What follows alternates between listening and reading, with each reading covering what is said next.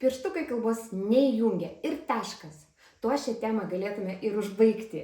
Bet jeigu tai netiesa, kodėl tiek daug kalbama apie tą smulkiąją motoriką? Kodėl socialiniai tinklai pilni patarimų, lavinkite pirštukus ir kalba ateis? Ir kodėl tėvai tiki, daro viską, bet žodžių pas vaiką vis tiek nėra. Tad šiandien kalbėsiu apie tai be kažkokių tai pagražinimų, be vyniojimo į vatą, be pirštukų romantikos, aiškiai ir labai tikiuosi, kad suprantamai. Bandau sugriauti mitą, kad pirštukai įjungia kalbą. Neįjungia. Šiaip būtų labai gerai, jeigu įjungtų. Tada ir logopedų reikėtų ženkliai mažiau, nes užtektų karoliukų, plastelinų, segtukų, dėlionių ir viskas. Ir kalba atsirastų savaime. Bet deja, realybė yra kitokia ir vaikų, kurie 3 metų dar nekalba žodžiais, tikrai nemažėja. Ir labai dažnai, kai į konsultaciją ateina tėvai, jie pasakoja arba ten rodo telefone nufilmuotus video, kaip jie užsiima su vaiku. Jie sako, mes žiūrėkit, veriam, klijuojam, lipdom, spalvinam, dėliojam dėlionės, karpom, segam, mes darom viską, ką internete pataria ekspertai.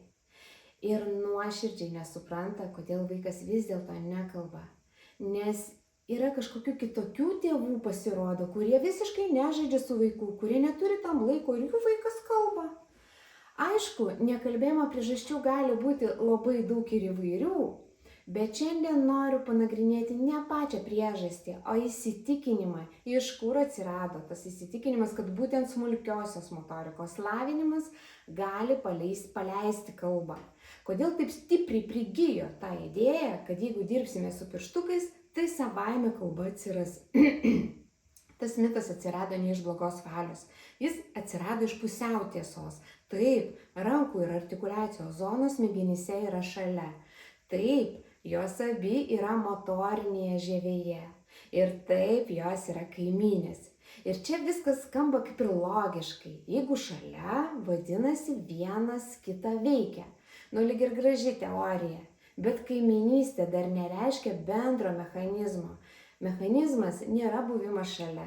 Mechanizmas tai apie tai, kaip vienas procesas realiai sukelia kitą procesą.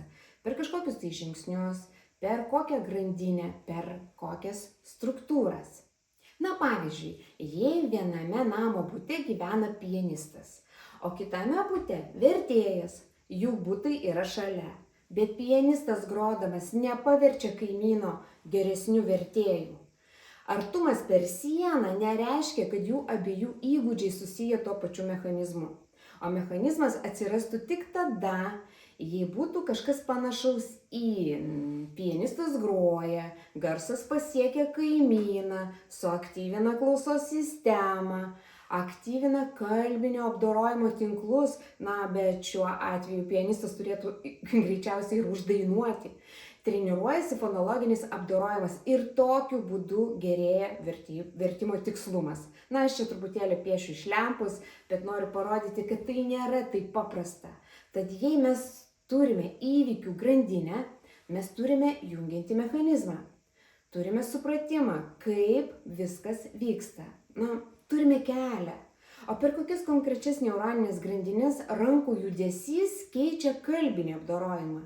Jeigu tokios aiškios priežastinės sekos nėra, tada turime koreliaciją, bet ne mechanizmą. Tai reiškia, mes galime matyti, kad du reiškiniai pasireiškia kartu.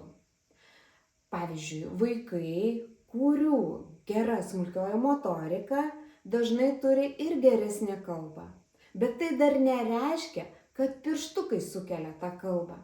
Mechanizmas atsako į klausimą kaip, kokios struktūros aktyvuojasi, koks signalas ir kur keliauja. Ir čia dažniausiai ir daroma klaida. Matome, kad dalykai vyksta kartu ir automatiškai manome, kad vienas sukelia kitą. Bet viskas vyksta kartu nereiškia sukelia. Kaip ir pianistas su vertėju, gyvenantis šalia. Artumas dar nereiškia bendro veikimo principo. Motorinę sistemą žaismingai vaizduoja vadinamasis motorinis homunkulas. Tai toks kūno žemėlapis smegenyse. Sakau motorinis todėl, kad dar yra atskirai ir sensorinis homunkulas, kuriame pavaizduoti jutimai. Čia yra Penfieldo sugalvoti. Ir mes čia matome, kad kūnas, kojos užima nedidelį plotą, o rankos, veidas ir liežuvis yra tokie išpūsti, padidinti. Tokiu būdu parodoma, kaip smegenys paskirsto dėmesį judesiams. Homunkulas rodo ne kūno dydį, o motorinės kontrolės tikslumą. Kuo judesys sudėtingesnis, smulkesnis, labiau diferencijuotas, tuo labiau neuronų reikia jį valdyti. Rankų pirštai atlieka itin tikslius, preciziškus judesius. Veidas, lūpos, liežuvis dar sudėtingesnius, ypač kalbant. Todėl jų neuroniniai tinklai žievėje, smegenų žievėje užima didesnį plotą. Didelis homunkulo veidas nereiškia, kad veidas yra svarbesnis. Tai reiškia, kad jo judesių valdymas yra labai smulkus ir tikslus. Ir čia puikiai matome, kad rankos ir burnos zonos žievėje yra greta. Tačiau rankos ir pirštai atstovaujami daugiau viršutinėje, dar vadinamoje dorsalinėje dalyje, o lūpos, liežuvis, žandikaulis apatinėje ventralinėje dalyje. Taip, ta pati motorinė ketvirtoji pagal Brodmaną sritis, bet skirtingi neuroniniai tinklai. Ir tai labai yra svarbu suprasti. Aišku, kad jie persipina, juk mūsų organizmas yra vientisas, mes ne iš dalių sudėti. Neturime mes autonomiškų kažkokių tai kūno dalių. Kai vaikas sveria karoliuką ar spaudžia segtuką, aktyvuojama rankos reprezentacija. Tai toks neuroninis modelis, leidžiantis ranką valdyti. Artikuliacijos zona tuo metu gali būti visiškai rami. Gali būti šiek tiek sužadinama, aišku, per bendrus sensomotorinius tinklus, bet ji nepradeda automatiškai veikti. Ir čia ir yra visa esmė. Ir dar vienas labai svarbus momentas. Artikuliacija nėra kalba. Artikuliacija yra judesys. Kalba yra daug daugiau. Kalba prasideda nuo noro kažką pasakyti. Tada smegenys turi sugalvoti mintį, ką aš noriu pasakyti. Po to reikia parinkti tinkamus žodžius, dar juos prisiminti, juos sudėlioti teisinga tvarka, tada paruošti garsus, kad liežuvis, lūpos, kvėpavimas žinotų, ką reikia daryti. Ir tik tada mes ištariame, išprodukuojame tą žodį. Ir kad tai įvyktų, dirba praktiškai visos smegenys. Tai visa sistema, kuri organizuoja, ką sakysime, kaip sakysime ir kodėl sakysime. Ir ši sistema neįsijungia per pirštukų mankštą. Labai dažnai girdžiu, bet juk tyrimai rodo ryšį tarp motorikos ir kalbos. Taip, rodo ir jis yra. Bet tai dar nereiškia, kad viena yra kitos priežastis. Aš labai mėgstu tokį pavyzdį. Įsivaizduokite, kad namuose lėtas internetas. Ir filmas stringa, ir vaizdo skambutis trukinėja. Bet ar filmas stringa dėl to, kad blogas vaizdo skambutis? Nu ne. Abiem tiesiog trūksta bendro greičio. Taip ir čia. Jeigu nervų sistema bręsta lėčiau, mes labai dažnai matysime sunkumus keliose srityse vienu metu. Ir motorikoje, ir kalboje, ir galbūt planavime, dėmesyje. Bet tai nereiškia, kad sutvarkę vieną, automatiškai sutvarkysime kitką. Taip paprastai smegenys neveikia. Ir dabar natūraliai kyla klausimas, jeigu jos tokios atskiros, kodėl taip dažnai matome, kad motorika ir kalba vėluoja kartu? Kodėl vaikas, kuris turi kalbos sunkumų, neretai turi ir smulkiosios, o kartais net ir stambiosios motorikos sunkumų? Ir čia labai svarbu suprasti vieną dalyką. Tai nėra priežasties ir pasekmės ryšys, tai bendras raidos pažeidžiamumas. Smegenų tinklai atsakingi už planavimą, sekų organizavimą, dėmesio išlaikymą, sensorinę integraciją, dalinai persidengia viena ant kitos. Ir jei branda yra lėtesnė, tai ir atsispindi keliose srityse. Ir dabar pats svarbiausias momentas. Tai kas tada paleidžia kalbą? Ne judesys, o santykis, bendras dėmesys, imitacija, žaidimai, motyvacija bendrauti. Kalba atsiranda tada, kai vaikui reikia kažką pasakyti. Todėl mums reikia sukurti įvairias žaidybinės situacijas. Jeigu vaikas 20 minučių tyliai dėlioja dėlionę, lavėja jo motorika ir tai labai gerai.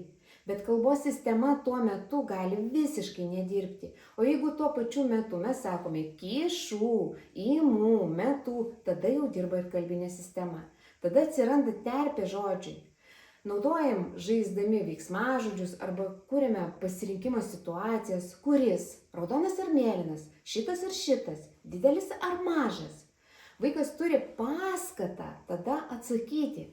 Ir tada smulkioji motorika tampa kalbos platforma. Ir aš labai aiškiai noriu pasakyti, kad pirštukai nėra problema. Problema yra neteisinga kryptis. Jeigu mes, kaip logopedai, sakome tėvams, kad pirštukai jungia kalbą, jie ir dirbs su pirštukais. Jeigu aiškiai pasakysime, kad kalba yra atskira visiškai sistema, kurią reikia kryptingai aktyvinti, jie pradės dirbti su kalba, jei mes parodysim. Mūsų kaip specialistų atsakomybė yra kalbėti tiksliai, ne populiariai, ne kažkaip romantiškai, o aiškiai ir labai argumentuotai. Ir pabaigai aš noriu, kad liktų viena apibendrinta mintis. Pirštukai svarbus bendrai raidai, bet jie nėra kalbos jungiklis. Kalba įjungia komunikacija, bendravimas, gyvas atsakas. Ir jeigu vaikas nekalba, ieškokime ne įdomesnių žaidimų pirštams, o aiškesnio kelio į komunikaciją. Tai yra esminis skirtumas ir jis yra milžiniškas. Jeigu šis video padėjo aiškiau suprasti ribą tarp motorikos ir kalbos, pasidalinkite juos su kitais. Su kolega, su draugais, galbūt su kitais tėvais. Pasidalinkite socialiniuose tinkluose. Parašykite savo patirtis, pasidalinkit, ar jums teko užklimpti su smulkiaja motorika. Jeigu jums tokie paaiškinimai buvo įdomus, prenumeruokite kanalą. O aš vis dar ieškau savo krypties ir formato YouTube kanale, skaitau komentarus jūsų ir mėginu suprasti, kas įdomu, o kas ne. Tad drąsiai rašykite ir siūlykite temas, klauskite. Tai iki ir susitiksime už 2 savaičių.